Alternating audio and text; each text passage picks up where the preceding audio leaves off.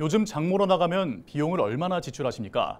몇 개 담지도 않았는데 10만 원을 훌쩍 넘기는 경우가 부지기수인데요.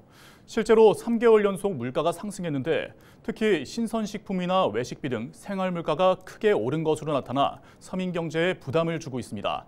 보도에 장혜원 기자입니다. 평일 오전의 한 마트. 매대 주변이 비교적 한산합니다. 장을 보러 온 소비자들은 물건을 들었다 놓기를 반복. 장바구니에는 반드시 사야 할 물품이나 할인이 적용된 물품들이 상당수입니다.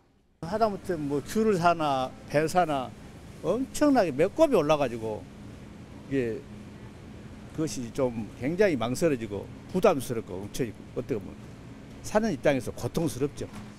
전통시장도 상황은 비슷합니다. 값은 비슷해도 양이 줄어 장바구니가 더 가벼워졌다는 것을 실감할 수 있습니다. 이게 같은 뭐 600g이면 예전 같으면 어느 정도 4인 가족이 그래도 먹을 수 있었는데 조금 약간 부족하다? 실제로 올해 3분기 우리나라 소비자 물가 동향을 살펴봤더니 지난해 같은 기간보다 3.1% 올랐습니다. 지역별로 보면 서울이 3.7%로 가장 높았고 울산과 인천이 각각 3.4%와 3.3%로 뒤를 이었습니다. 품목별로 보면 사과와 담관 같은 제철 과일이 26.2%, 채소류 5.4%, 어패류 2.8% 상승한 것으로 나타났습니다.